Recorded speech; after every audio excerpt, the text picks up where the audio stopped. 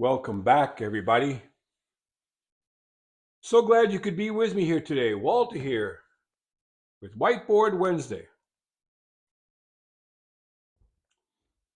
And you notice the whiteboard's on an angle. Two reasons for that. One, so I can reach it. Two, if I tilt it more square to the camera, the lights will just shine all over it. So,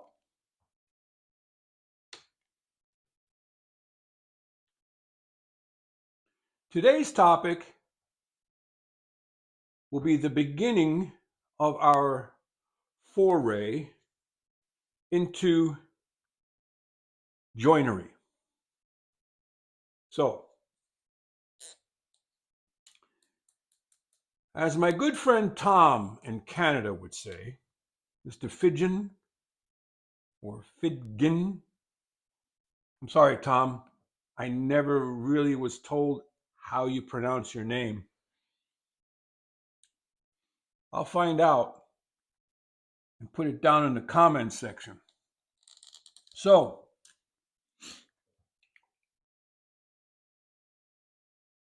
as Tom would say, everything begins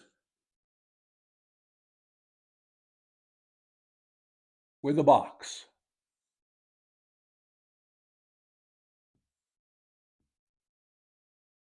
Okay?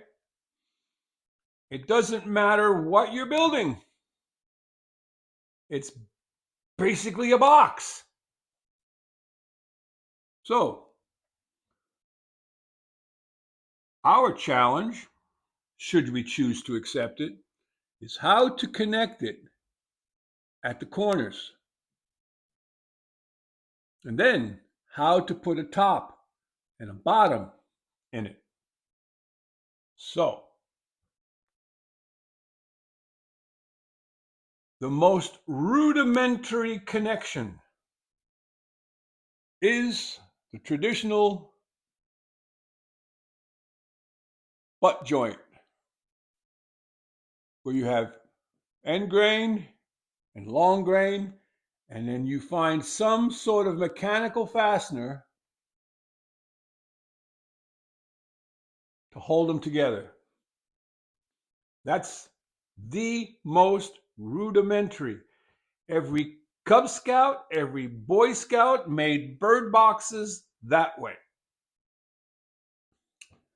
Looking at it in plan view, you would have your board, your vertical, and then you'd have your end piece, and you'd have a connection, some sort of a nail connecting the two together.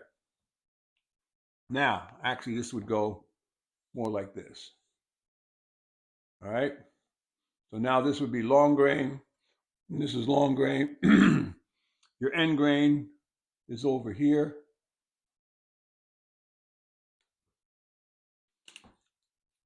Are we all together so far? Everything begins with a box. The basic joinery is some form of a butt joint. Now comes the question of fasteners.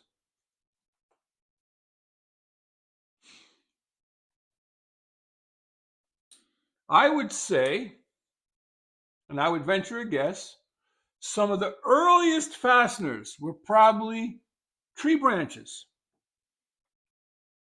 Somehow they would prepare a hole and they would drive a pin of some sort into that hole.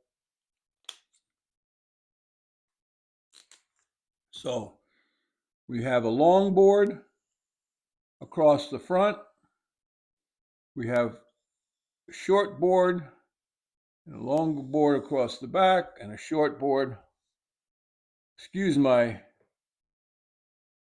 artistic impressions here. Call me Van Gogh.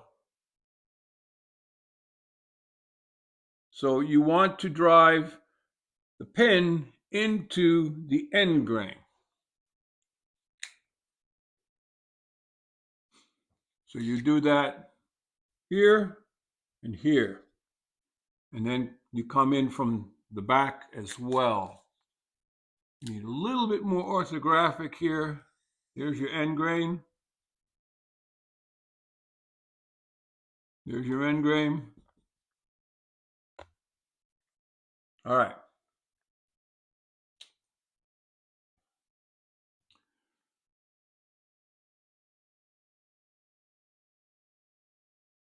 The simplest next step is to whittle some sort of a dowel or pin. It could be completely round, it could be hexagon, octagon, pentagon, could be square. Okay? But that's what you would use here. So, I've seen a lot of the Japanese tapered dowels. And then I've seen people take barbecue skewers, which are bamboo, and they just have a little bit of a point on the bottom. I've seen that. Then, of course, there's square pins. Square pins that are tapered on the bottom.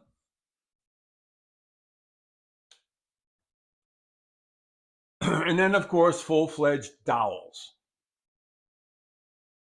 But then, when they started introducing metal fasteners, nails, these were typically called trennels or tree nails made of wood. They came in all sizes. And you can find some antique furniture that's all pinned together with wooden tree nails. When it came time for the blacksmiths to start making nails, they basically made a tapered nail with some sort of a mushroom head. Or, if you didn't want the head, it would be just a tapered nail, no head. That would be more like a finishing nail or a brad. And these would come in all sizes. But what's interesting, here in America, when pioneers were moving westward, they would build a house and they'd have nails. Nails were expensive. They were handmade. They would literally burn down their house and barn when they were moving to save the nails. Not kidding, true story. The interesting thing about hand-forged nails, for the most part, they are square or rectangle, and so you're getting a tapered wedge effect. And because they're hand forged, the iron is like sort of rough. So when you put those metal nails in, they're not coming out. They want to stay.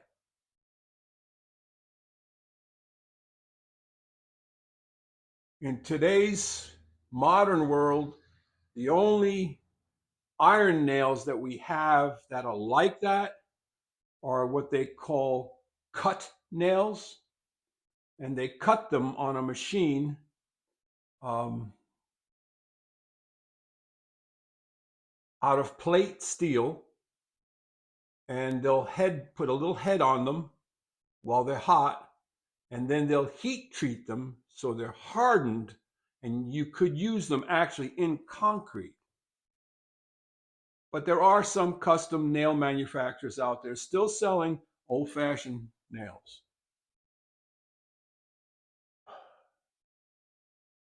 So now when you go on to the more modern nails are made from wire. They take wire and they run it through a machine, and they put a little point on the end, and it's generally smooth. That has very little holding power. And if it's a finishing nail,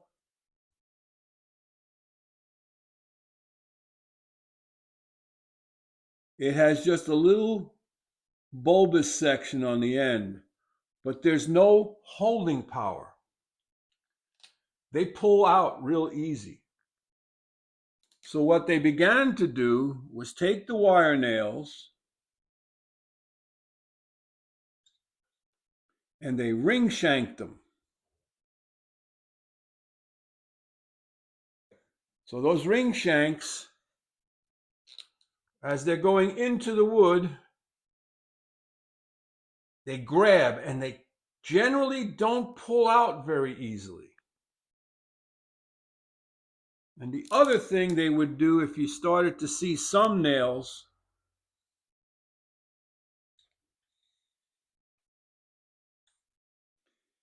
they would just sort of have some lines on them. It's not really ring shanked, but there are a few little lines on them that give them a little holding power.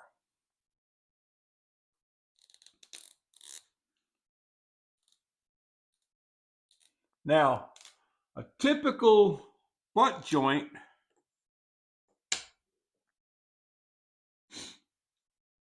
when assembled, I'm going to draw a new one because I want to add something. A typical butt joint when assembled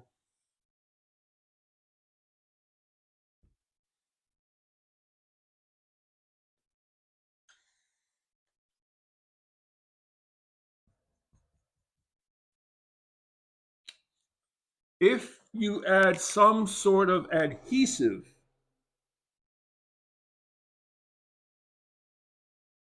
between them,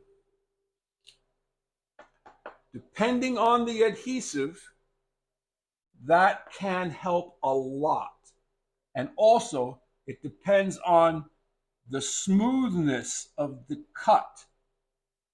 Okay? If it's a real coarse cut, you need some sort of a gap filling glue, and now we're getting too technical.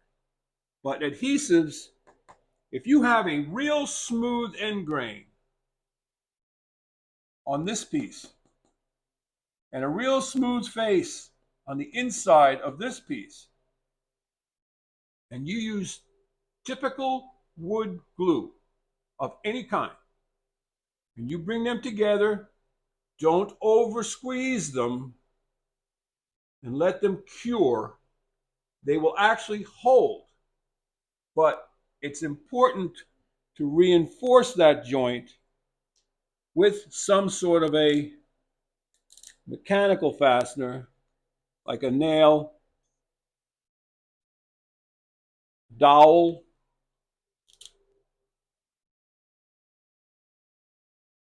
So that's it. Everything begins with a box. The basic box joint is a butt joint.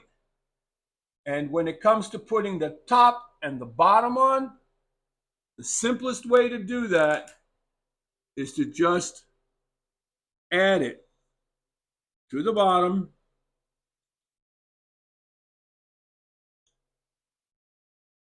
glue and nail it from the bottom, and then make a hinged top. Or if this were going to be a crate, you would just nail the top on the top. That's it. That is as simple as it's going to get. And we'll build one of these to show you. But I want to make sure I have everything I need to do it. That's why there's no props tonight.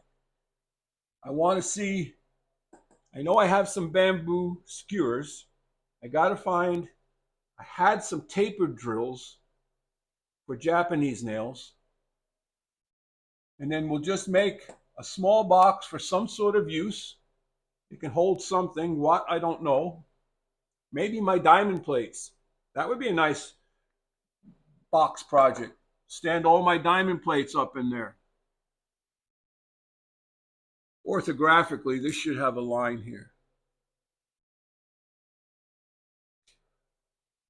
Any questions? Leave them down in the comments section. Let me know if this was useful, helpful. I doubt it was entertaining. But there's your Whiteboard Wednesday. Everything begins with a box. Tom, I'll be contacting you. I need to know how to pronounce your last name, because I want to give you credit for this. It's Tom.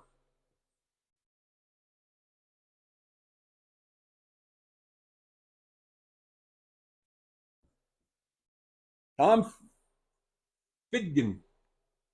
I'm sorry, Tom. Please don't shoot. Like, subscribe, and share. Head out to your workshop. Think about it. Everything we do begins with some sort of a box. Walter out.